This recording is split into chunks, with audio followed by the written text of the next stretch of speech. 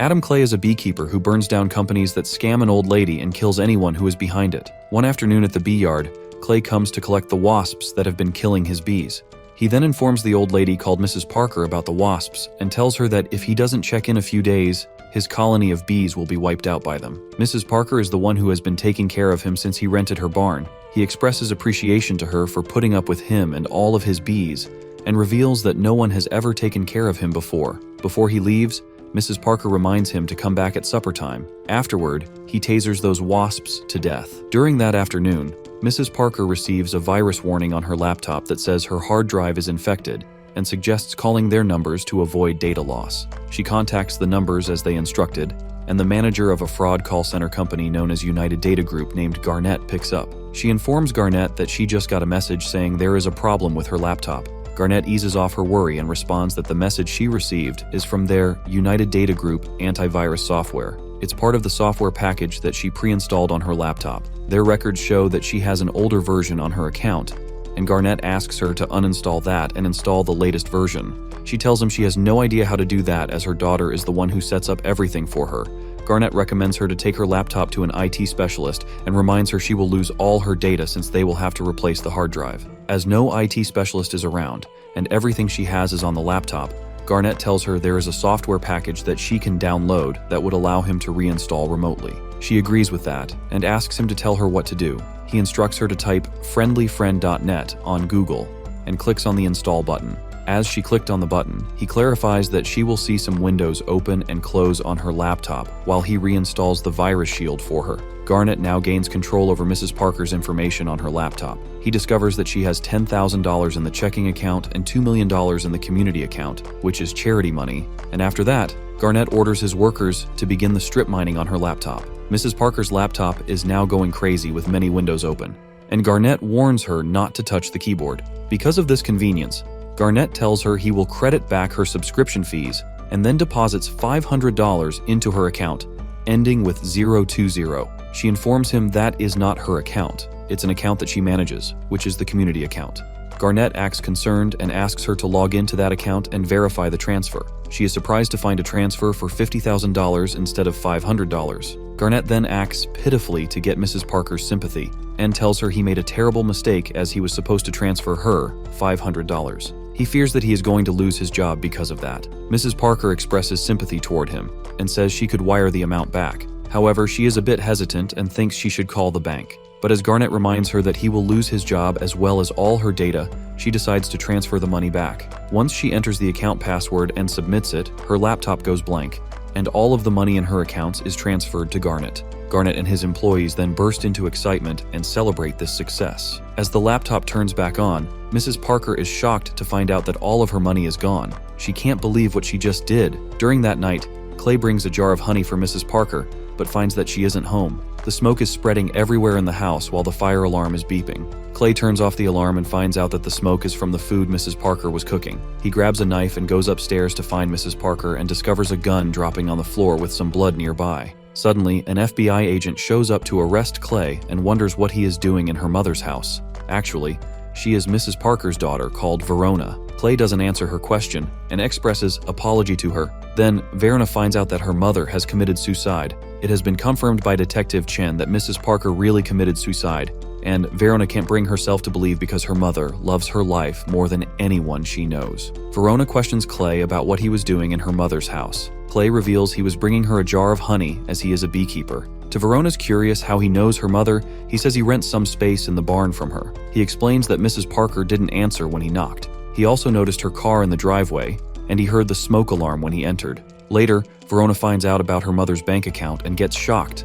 The female detective informs Verona that Clay's hands tested negative for gunshot residue, but the prints on the gun were her mother's, so it was considered suicide. The next day, Verona comes to apologize to Clay for last night. She realizes she may have been a little aggressive. She expresses appreciation to Clay for taking care of her mother and reveals she tried to stay in her life as much as she could. She hated that her mother was out here alone and thinks her mother shouldn't leave. Verona now knows the reason why her mother liked Clay so much. He is just like her brother, who was a Marine raider, but he was killed a few years ago. Verona reveals to Clay that her mother was actually scammed. Somebody emptied out all of her accounts like her savings, her retirement, and a $2 million charity account. As Clay wonders if Verona knows who did it, she says she talked to an agent in their cybercrimes office and found out that this crew has been operating for 2 years and they don't even know who they are. Even if they did, they have to build an indictment that would stand up in court, as some defense attorney would just argue that the elderly victim agreed to wire a complete stranger his entire life savings. Clay thinks taking from an elderly person is as bad as stealing from a child,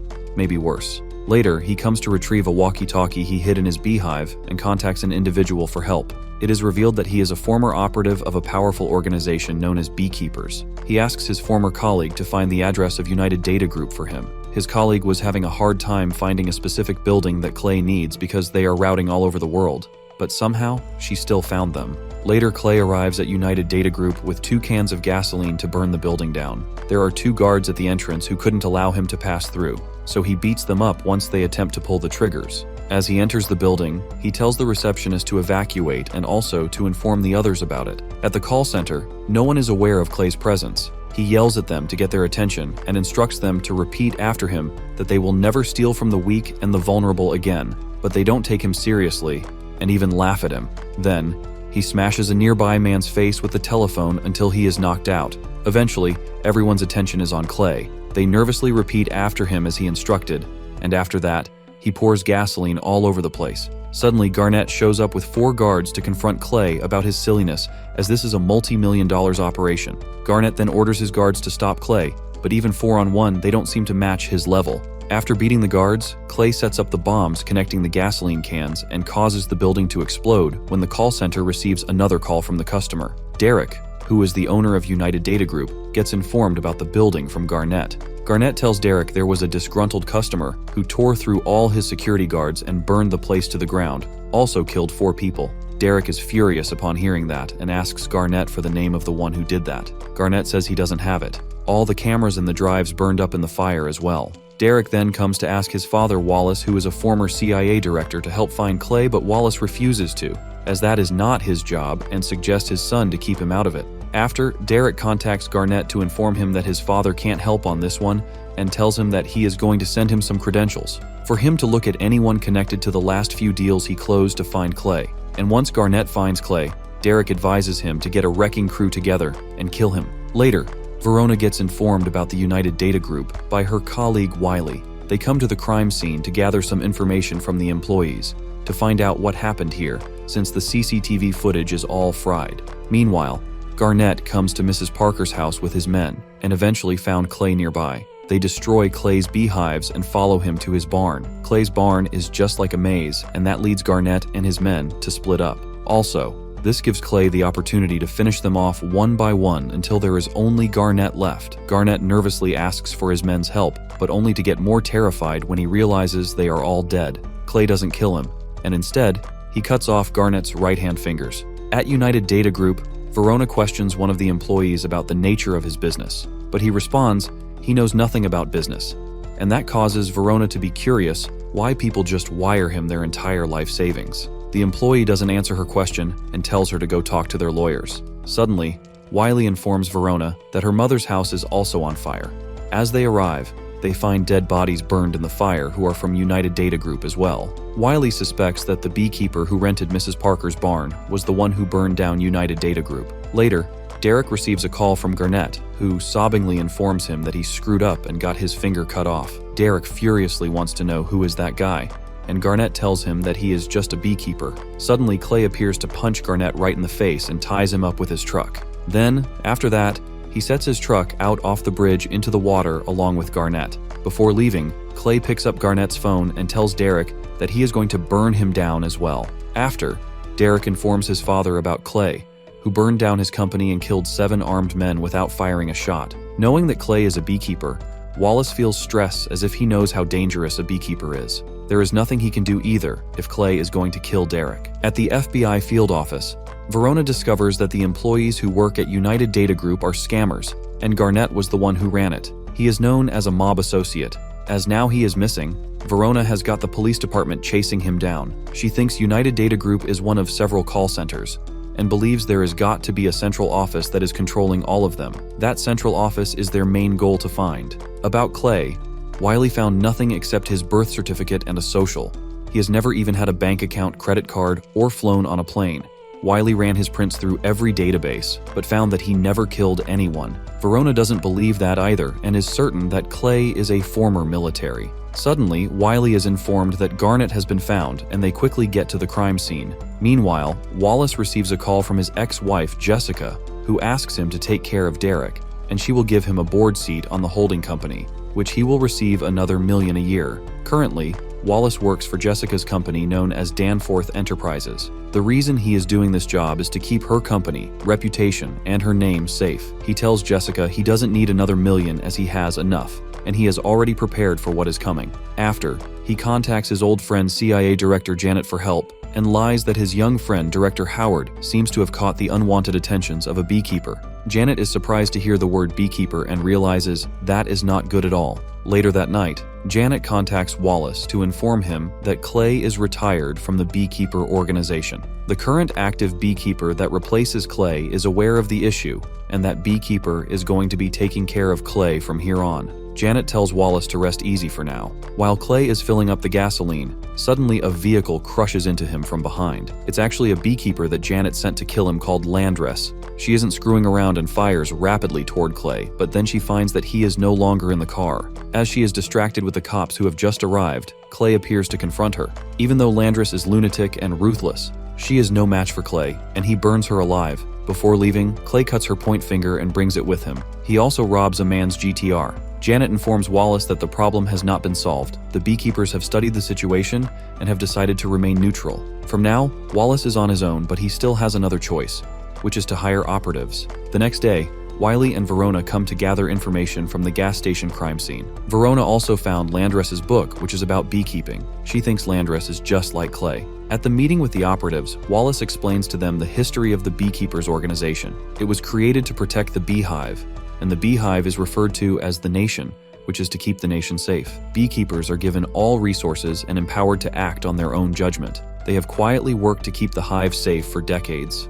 Wallace tells everyone right now there is a retired beekeeper that has gone off the program and is acting in what he mistakenly believes is the hive's best interest. Stand down is one thing that beekeepers don't do, so no one can stop them besides themselves. The operative leader Pettis thinks that Clay is basically the same as them, but Wallace responds that Clay is different. If Pettis and Clay were in the same room, Clay would kill him. But with a lot of them like this, they just might be able to kill him before he accomplishes his goal. To Pettis wonders what Clay's goal is, Wallace responds that his goal is to kill his way to the top of the hive, and Wallace suggests Pettis to get his men moving. After reading Landress's book, Verona finds that B is interesting. Suddenly, Verona gets informed by the deputy director that he is flying from DC to see them. Meanwhile, Clay arrives at Landress's place, and the finger he brought with him is used to scan the door to enter. While tracing another location of Derek's call center, he collects everything he needs there, and his next target is 9-Star United. As the deputy director arrives at the meeting, Verona tells him that she and Wiley believe that the 3 major crime scenes are connected to a single subject, which is Adam Clay. He killed 6 people today based on the extensive use of tradecraft and the nature of his alias. They believe that Clay is connected to a classified program named Beekeeper, a program that none of their partner agencies seem willing to acknowledge. The deputy director has no clue what the Beekeeper program is and asks Verona to stick with what they know. Verona tells him that she believes that Clay is on his way to Boston and 9-Star United is his next target, which appears to be an entity operating the regional call centers like the one that he burned down. As the meeting ends, Verona requests the deputy director for a SWAT team, surveillance support, additional agents, and analysts to stop Clay. The deputy director has no problem with that and approves her request. Later, the SWAT team arrives at 9-Star United, but their job is already taken by Pettis and his team, who are given the order to protect this building by the governor. Pettis then informs the employees to shut everything down and evacuate from the place. However, the manager refuses to because this place prints money for them and declares that whoever puts their phone down will be fired. While the SWAT commander gives out the plan to secure every entrance to his team, Clay shows up to interrupt him and nicely asks for permission to enter. As the commander doesn't allow, he beats every one of them to the ground and is able to pass through. The manager then contacts Derek to inform him about Pettis, who wants to send everyone home, and if they do that, they will walk away from a lot of money. Derek asks to talk to Pettis and tells him to do his job. Since Pettis is here, Derek is certain that the Beekeeper can't burn this place down. After, Pettis orders his men to fall out and sets up a perimeter outside. However, they have no idea that Clay is already inside and cheering along with them. Once Pettis leaves, Clay reveals himself and tells everyone to leave. Suddenly, Pettis and his men are aware of Clay's presence and show up to confront him. Despite having numerous bullets coming toward him, he still manages to escape. While the operatives are split up, Clay picks them off separately, and eventually, he faces one-on-one with Pettis. Just like Wallace said, one-on-one combat with Clay is not a good idea, and Pettis gets knocked out cold. Wiley and Verona have now arrived at the crime scene. Knowing that Clay is in the building, Verona bravely rushes in, even though she has a few men. Clay sets up a trap near the elevator and escapes to the top of the elevator to avoid the operatives. Since there is a small space that can fit a person, Clay is safe from the bullets. While the men are reloading, Clay bombs the elevator rope and causes the elevator to rapidly drop, along with those men inside. After, Clay comes to torture the manager to let him reveal where all the money they make is going and who is above him. The manager initially hesitates to speak, but as he can't bear with the torture, he shows Clay Derek's picture. As Verona and her team show up, Clay quickly makes his way out of the building. He also comes across Wiley, but he spares his life and only disassembles his gun. Later, Wiley and Verona are surprised to find out that Derek is the one who runs these companies. Somewhere else, Wallace is informed about his dead operatives. As now he has no other choice, he suggests Derek call his mother for help. It is revealed that Jessica is actually the president. She is currently at the beach house, and since Derek asks to join, she welcomes him as long as he behaves and doesn't take drugs. Wiley wonders why Verona doesn't let Clay do his thing as her mother died because of these people. She reveals she can't stand and watch it happen even if Clay is right. Later, Verona informs the deputy director about Clay's true intentions. He seems to be following the money. Usually the money is from people with no heirs or family. 9-Star United uses data mining software to identify these people and then target their assets. Verona reveals there is another company involved, a company that is a vendor to the intelligence community and to the Justice Department. In fact, they also use this company's software in this office to identify financial fraud. Actually, it's Jessica's company, Danforth Enterprises. She recently stepped down because she was sworn in as President of the United States, and none of her money was clean. Only Verona, Wiley, and the Deputy Director know this, and the Deputy Director advises Verona to keep the circle small until he can brief the Director and the Attorney General. Since Clay's kill count is steadily rising, Verona tells the Deputy Director that in the beehive, there is something called a Queen Slayer. It's a bee that will rise up and kill the queen if she produces defective offspring. It's the same for Clay. He believes that Derek is the defective offspring of a queen. Thereby, Clay will strike at the heart of the problem and become a queen slayer. And Clay's next victim is Jessica. The Deputy Director also gives Verona and Wiley permission to join Jessica's beach house. Currently, Wallace has hired a top-tier mercenary group who once killed a beekeeper to stop Clay. At the entrance, the Secret Service security team meticulously checks every truck that passes through. In order to get inside, Clay takes the sewer route to avoid getting caught and gets out from a manhole cover while the truck is stopped on top of it. He uses the skateboard he brought to move to the front truck and temporarily hides beneath it. As the truck is being checked, he silently kills the security and hides his body beneath the truck. Afterward, he disguises himself as one of the Secret Service and is able to pass through the entrance. Inside, he also places a bomb on a truck and changes his outfit to suit. No one is aware of his identity during the party that is ongoing. The Deputy Director has arrived at the place and is confronting Jessica about what he heard from Verona. Later, Jessica brings Derek to a meeting with the Deputy Director. She tells her son that the Deputy Director has flagged his concerns about some uncomfortable things happening inside their family, like the source of her campaign funds. The Deputy Director then confronts Derek if he is familiar with United Data Group or 9-Star United. He hesitates to speak and reveals that he is because he invested in them. At the party, Clay intentionally reveals himself to Verona, and then she informs the Secret Service team to get moving. A bit later, Clay is cornered. They have no idea that Clay has a bomb remote in his hand. As the mercenary is about to execute him, he sets off the bomb and starts killing. Jessica now finds out that her campaign funds were from the people that Derek scammed. Derek explains the reason he was doing that was just to get her to become the president. And the reason she got elected was also because of him. She clarifies that she was going to win with or without his help, because they were already rich. While they are arguing, Clay is tearing through every Secret Service to get to them. Jessica arranges to tell Clay and the entire nation the truth about what Derek did. She doesn't care if it costs her everything. After killing all the Secret Services, Clay encounters the mercenary again, who didn't die from his shot. The mercenary gives Clay a hard time and even manages to injure him. Despite being this strong, it isn't enough for him to kill Clay, and he ends up in a painful death. Derek has gone crazy upon learning his mother is going to tell everyone the truth, even leading him to kill the Deputy Director. Suddenly, Clay infiltrates the room with a bomb. Meanwhile, Verona and Wiley also show up to stop him. Derek has now taken his mother as a hostage, and as he is about to kill her, Clay swiftly headshots him first, then escapes through the window. However, Verona allows Clay to go freely, even though she has him in her hands. Before infiltrating the place, Clay had already set up a diving suit near the shore for the escape plan. Afterward, he equips the suit and successfully escapes from the remaining Secret Services through the water. And that's it for this movie. If you enjoy my content, please don't forget to tip me a like, and thanks for watching.